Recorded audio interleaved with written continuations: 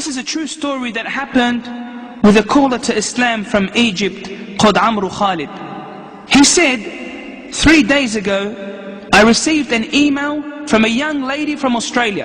And the email reads as follows, and I quote, I am a young Lebanese lady that has a Muslim father and a Christian mother. For the first 10 years of my life, I lived in Lebanon. Then we migrated to Australia, which brought an end to my relationship, to my connection with the Middle East.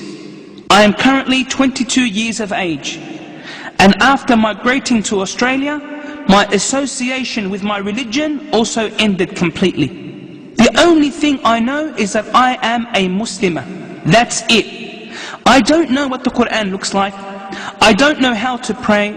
And the religion plays no significance in my life.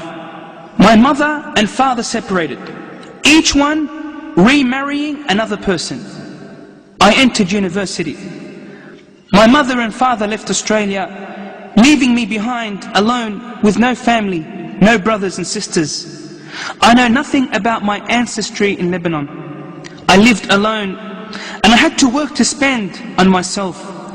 I attended university in the morning and worked at a bar in the evening. I have a boyfriend and have not left out any haram except having done it without any shame. I am fully westernized. I know a little bit of Arabic. And because I am extremely beautiful, I joined the beauty competition in New Zealand and won in this competition. I am planning to join a bigger competition in New Zealand, and I am currently modeling for magazines. During this time, I used to visit a Lebanese family residing in Australia.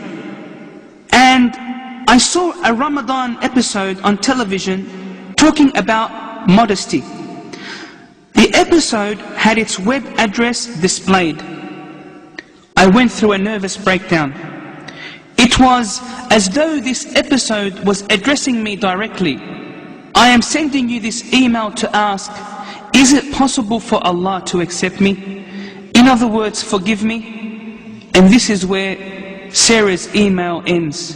Subhanallah. No matter how long a person's iman is, the soul of a person longs for its creator, just as the stomach hungers for food, so too does the soul long for Allah. This caller to Islam wrote back advising her about the conditions of repentance, and that Allah will of course forgive her if she repents.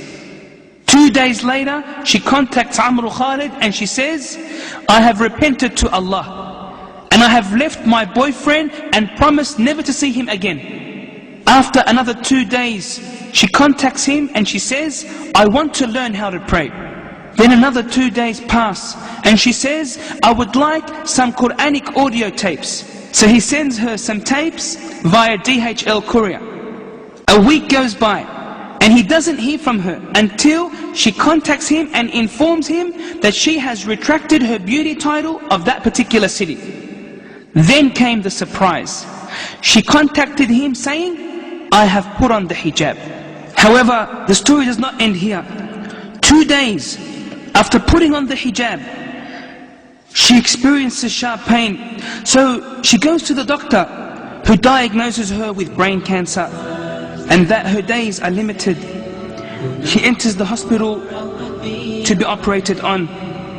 The success rate of this operation, as informed by the doctors in Australia, is 20%. This is what the doctor said.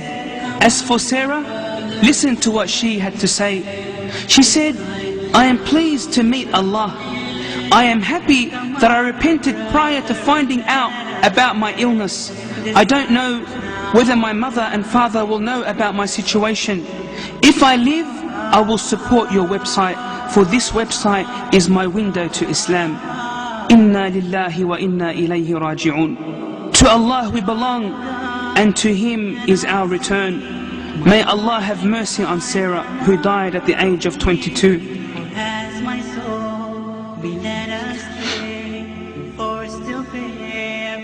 They buried her with the Muslims in New Zealand. Prior to her death, she sent a short letter to Amru Khalid saying, I lived far away from my Lord for 22 years, but I repented and turned back to Allah 3 weeks ago. I don't know many Muslims besides you and this internet forum. I urge you to make dua for me that Allah has mercy on me and to forgive me. Make dua to Allah to guide my mother, for she does not know anything about me. Signed, Sarah. كل نفس ذائقة الموت.